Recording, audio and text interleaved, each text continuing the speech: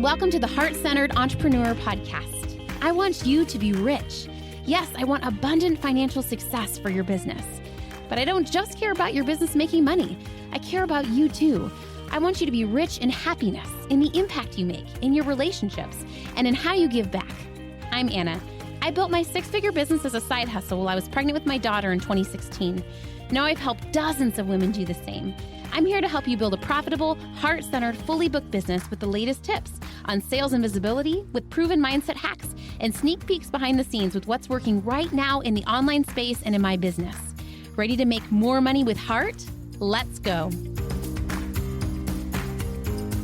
Hi, sweet friends. I am on the tail end of a month in Madrid, Spain with my kids.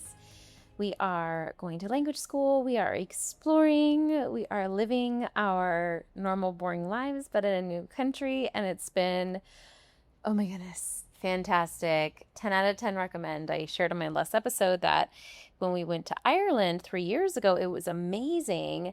But I really realized that what was keeping me from traveling internationally and giving my kids these experiences as much as I wanted was realizing that I don't like packing things in and I really like my normal life. So it's just been such a blessing to have that aha moment and to be able to create this experience for us. And of course, so thankful to have a business that really, because I do the 3-day work week, it did not take very much adjusting at all to be able to accommodate this month-long trip. I did 2 days of client calls over the last month, but it's really been so doable and cannot advocate enough for really condensing your work hours so that your business it's really easy to take a break from it because you already are efficient. You already are operating things in a sustainable way. But what I want to talk to you about today was that our trip did not start. It's been an amazing month, but it did not start out amazing. It started off pretty rocky, and it was a really interesting experience, and I want to unpack it because I feel that one of the bigger life lessons that I've learned is knowing that I'm not stuck in something and it's okay for me to let things go. I think a lot of my conditioning in my former years was really like, as many of us, right? Like, be the good girl, be respectful, do as you're told, or you'll go to hell. Like, basically, like, so much of what kept me in line was fear and panic and anxiety. And I had a lot of anxiety growing up. And I think a lot of that was religious anxiety, religious fear that kept me in line. And to no fault of my parents. I love my parents so much, but it's just interesting seeing how even today, especially in moments of quote survival, how much I still to this day question myself. And I think leaning into self-trust has been one of my biggest lessons, even in starting my business. I remember I was so hesitant. I probably spun out for around like a year before really giving my business a good go, because I was so afraid to leave the structure of the 9-to-5 and a retirement account and health insurance. And it really felt like if I didn't have kids, my kids are so funny. They're always like, Mom, you can thank us for starting your business, because they know it's true that like they really were my push, because I wanted to do something where I could spend more time with them and have a work that was more accommodating to being present as a mom. So really, if I didn't have that, it felt like my therapy hours and my therapy career was not matching with my motherhood. I think I could have made it work if I went private practice, but I was working for an institution, and like, it really was, I felt survival of like, I've got to start a business to quit my job if I'm going to survive this motherhood thing and be present. So I didn't do it for me. I really did it for them. And I'm so glad that I did, because in hindsight, it's been a big blessing to me too, to have a flexible business. I feel that same way about my divorce. Like, I really did my divorce to protect my kids. And in hindsight, I'm like, I deserved that too, So long story short, so when we first got here I'll tie it together in a second. When we got here in Madrid, we got to our Airbnb. It had a lot of great reviews. And I really thought it was going to be great. But really quickly, we learned that the AC didn't work, which in Spain, in Europe, AC is a premium amenity. It's not very common. In fact, I grew up without AC, right? But it was advertised to have AC, and the AC did not work. It was cooler outside than it was inside. And Europe is in a heat wave right now, right? So it was planned the next few days to be like 101, 102, 98. And it didn't have fans. And it really didn't have like good airflow and circulation. I don't know if you guys grew up with whole house fans, but like we grew up with either like you would put a fan in the window and it would like pump air in, or like a fan on the ceiling and you pull the chain and like air gets sucked through the windows up out and it evacuates the hot. There was like there's no accommodation for the heat. And if it was going to be a few days, then like whatever, but it was going to be a month. So I really spent about 3 days spinning out about this. And the reason I want to talk about this is because I feel like some of you might be listening to this and in situations where you are being the good girl, don't want to be a problem, don't want to inconvenience others. And I definitely slipped into that for like a day and a half of like, and I want to share some of the stories that I was telling myself a few weeks ago about this, because I want you to listen for some of the thoughts and see if any of these thoughts are thoughts that you are thinking right now about any area of your life. Because I really feel called to share this, because I think as heart-centered women, we really do over accommodate, right? We really are codependent, right? We really do. We feel that, oh no, I don't want to like emotionally upset someone. I don't want to be a bother. I don't want to inconvenience someone. I would rather self-sacrifice. And I really notice myself thinking some of these thoughts, okay? I want to be mindful of the humans this affects, right? Like it was like a bigger company that owned the Airbnb, like not a private family or anything, but the woman that was helping me, I felt like actually was trying to help me, right? She was like, we can send someone out in 5 to 7 days. Like we can blah, blah, blah. And I was like, oh, I don't want to get her in trouble, right? Like it's not their fault. I had lots of thoughts around like, am I being too picky? What about other people that survive without AC? Like, am I being culturally insensitive?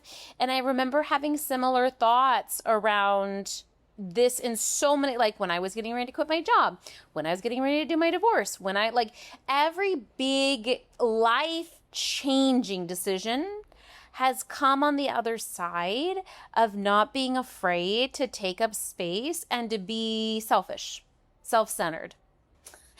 And obviously some people need the opposite message. Some people need to be more heart-centered, need to think about others, need to be more sacrificing. But if you're listening to this podcast, it's not you. It's not you. You're like, it's called the Heart-Centered Entrepreneur Podcast. Okay. Like you're here because you give and you give and you give and you give. And I appreciate that. And I love that about you. And I don't want you to change that about yourself. And I want you to add something to that pure, beautiful giving heart. And that is really owning that even we have a limit.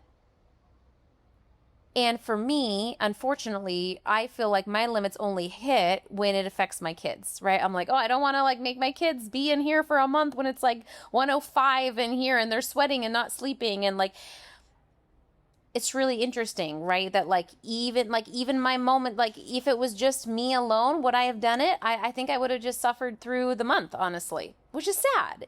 It's sad that we're conditioned that we can't speak up for ourselves, right? But what's interesting is I feel like it took me about like a day and a half. And I know there was a situation, I'm not going to share the details, this is a little bit more personal and private, but a year ago, there was another situation and it took me about 4 days.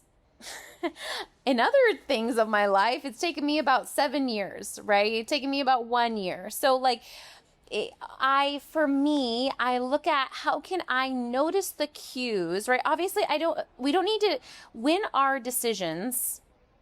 Hold on, there's a loud horn. Okay, I think I told you, I'm doing these podcasts from my apartment in Madrid, and I really do not want to close the doors because this is the most beautiful view of my life, probably, to be honest.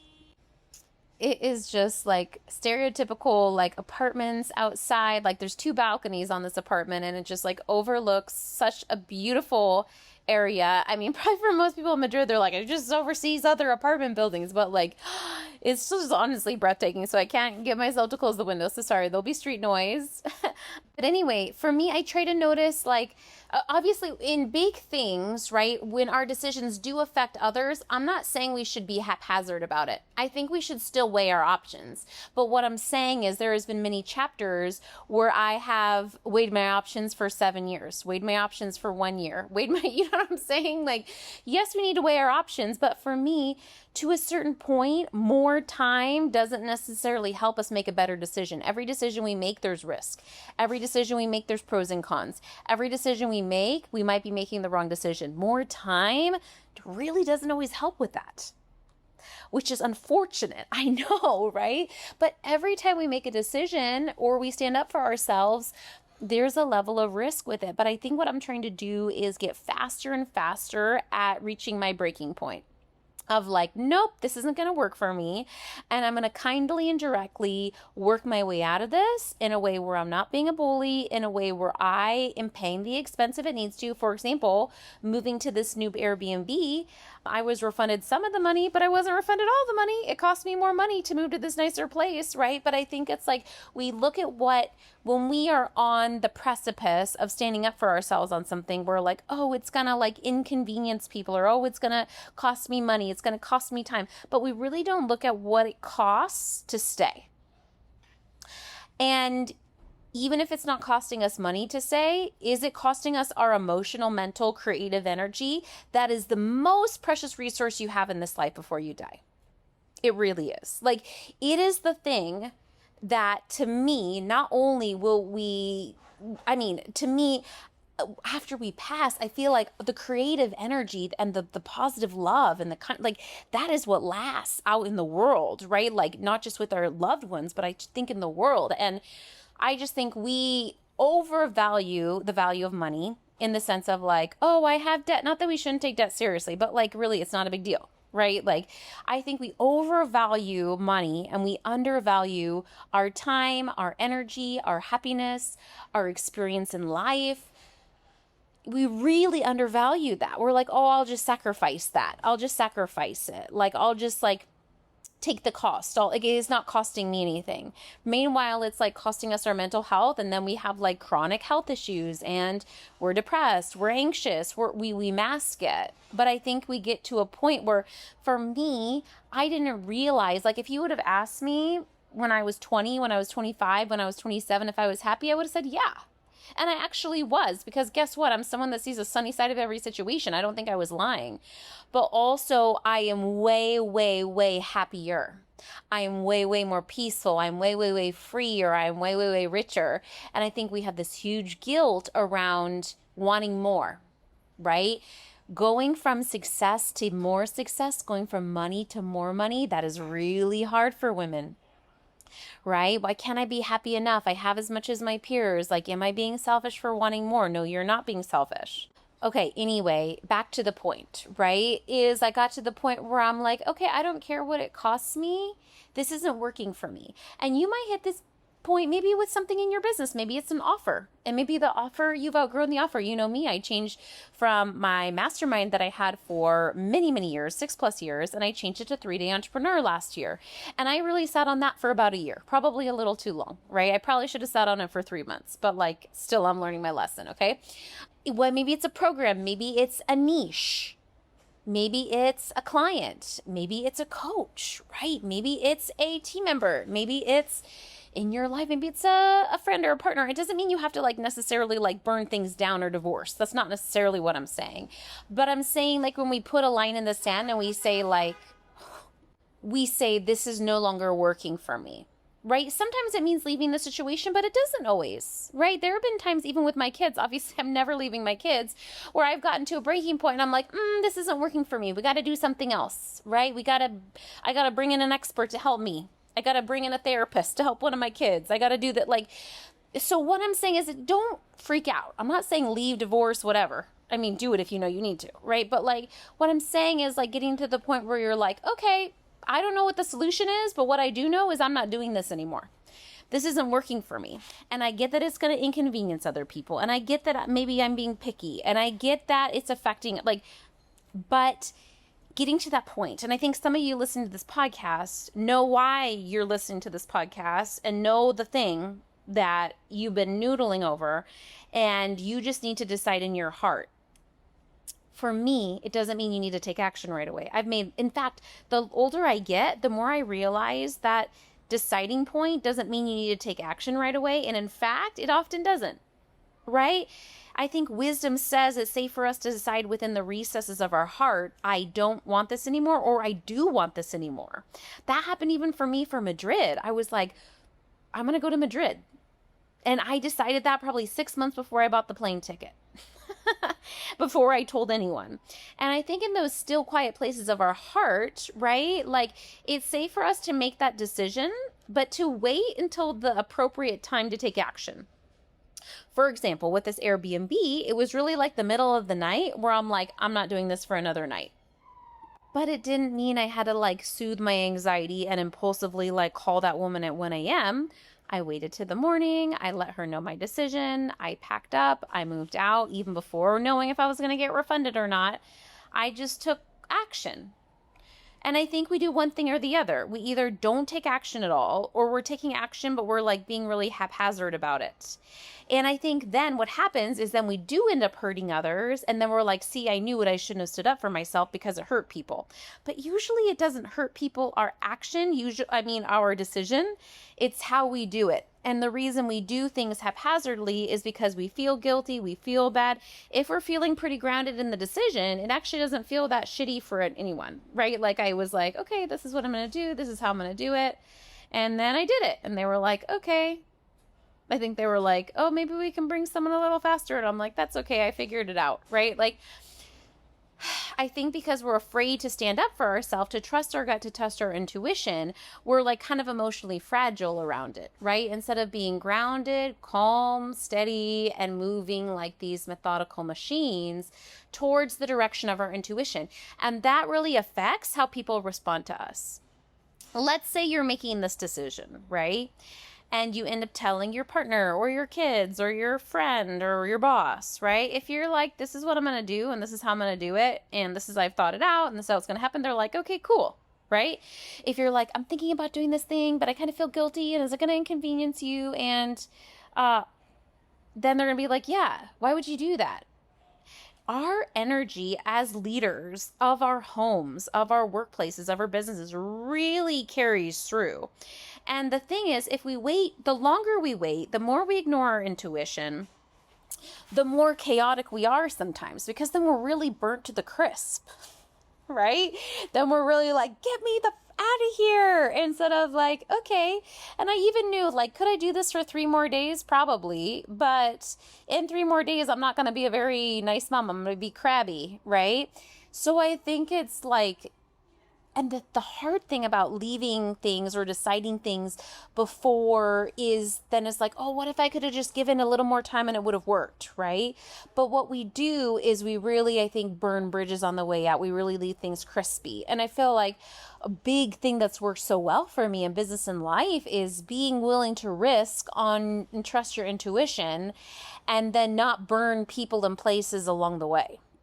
Okay, so getting back to the Madrid story. Okay, so anyway, ended up, and it wasn't very smooth. So I ended up getting out. I really wasn't able to find like another long-term place right away. So I booked an Airbnb for 2 days and it wasn't very convenient, right? I had to pack up we had settled into the apartment. We thought we were going to be for a month. So I unpacked us, right? So I had to repack everything. I skipped that day at language school.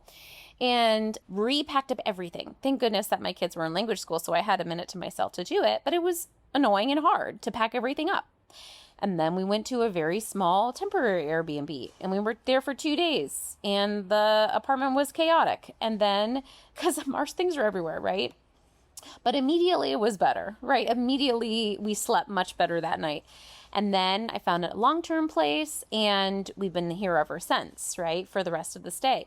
But what I'm saying is it was messy. It wasn't like getting myself out of that and trusting my intuition. A lot of times when we trust our intuition and then we start to take action on it, like starting the business, launching the program, we're in the middle of the launch and it didn't sell out on day 2. And we're like, see, I knew I shouldn't have done it, right? Instead of like, just because it's hard doesn't mean your intuition wasn't right.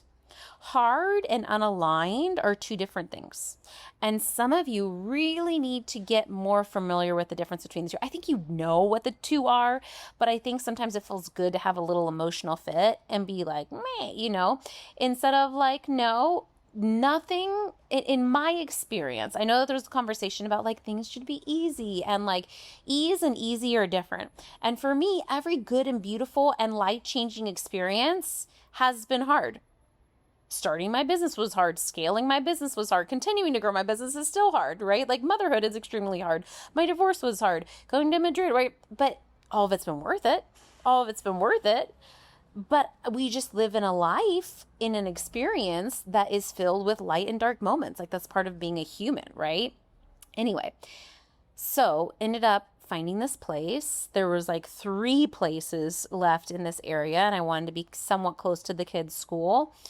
And this was the cheaper of the 3. So I was like, done. I messaged them, do you have Wi-Fi and AC? She's like, yes. So we come into it and immediately just start getting emotional because it's just the most stunning apartment. Oh my goodness. And really, in some ways, it's nicer than I would have gotten myself. But here's the thing is like, I'm not going to go on like month-long European trips every year, right? Like it just takes a lot of coordination to do this. And I should have done this for myself. I should have gotten myself a beautiful apartment for our month here, right? Instead I got like, it was a good one, but it wasn't like stunning. And so I really see that even though we had that little mishap at the start, how this 100% worked out for our best interest to be here for 3 weeks in this stunning apartment where we go downstairs and there's restaurants and there's playgrounds for the kids and it's this beautiful courtyard, and like the location is incredible. The unit itself, ice cold AC, I had to turn it up. It was so cold. Like beautiful kitchen we've been cooking our meals in. Like it's been a dream to be here, and honestly has up leveled what I'm like, I think I want to like remodel. Like I want to update some of the parts of my house, right? Like for me, not to glorify hardship. Sometimes hardship just sucks and just it is, right? But a lot of times the challenge really up levels us, right? And I really see how I'm so glad that I stood up for myself and didn't just suffer through for 30 more days. Like, could I have suffered through? Yeah. But why? Life is short. Why? Why are we just enduring things? Why are we just tolerating things? Why are we just surviving things? And it's hard because a lot of times we don't know the forest from the trees, and we don't know till we're out like, oh my God, like that was really, really bad, right? Or that really, I didn't need to tolerate that. But in other ways, I think we know. Like, I think there are those like inner nudges. And I think the more we listen to those inner nudges, the more that we're attuned to it. So my challenge for you is this. What is the thing in your business, in your life, that you feel you're tolerating, that you need to shift or change? Can you right now make that decision that you're done doing that? That you're ready to start honoring your intuition no matter what the cost is going to be, because the cost of staying is greater, right? And you deserve to live a life where you're not surviving, where you are abundant in all of the ways, in your bank, in your happiness, in your heart. You are worth a beautiful life. Life is short. You are worth bliss. You are worth pleasure. You are worth happiness. Like, it is worth it for you in your business to be enjoying your clients, to be enjoying the work you do. Otherwise, like, why don't we just get a day job, right? Like, that's the whole reason why we work so hard in our businesses, so we can at least do work we love. If you're not feeling lit up in your work, in your marketing, shift something. It's safe for you to make a shift. It's safe for you to make a shift in your life. I feel like there's certain things in life we cannot control. Chronic illness, cancer, right? Like some of the things like who our parents are, right? Like there's some things that we cannot control and some things that are in life that I don't have an answer to that are just shitty, right? Like losing a dog. Like these are just, there's no explanation and it sucks, right? I'm not talking about those things. Everything else, what you can do something about. You can do something about. You can do something about it. You have the power, you have control, and you can trust your future self that has to deal with the consequences of that decision. I get that there's consequences with the decision of putting yourself first, of your happiness. But guess what? I'm here to help you with those consequences. I'm going to bear that burden with you. And you can bear the emotional discomfort. Like you can bear like the temporary annoyance. That's different than the low grade tolerance of settling for a life that's not what you deserve. That's worse. It's way worse. And that's what burns you out, is not the short-term discomfort. It's the long-term gaslighting yourself into everything's fine when it's not. Oh my goodness. Okay, wish you were sitting right here on the couch next to me in this stunning apartment in Madrid. If you ever have Madrid on your wish list, message me because I want to send you the Airbnb. Is just a dream. It's a dream. If I was living in Madrid, I would want to live in this apartment because it's just so beautiful and cute. It's very, very cute.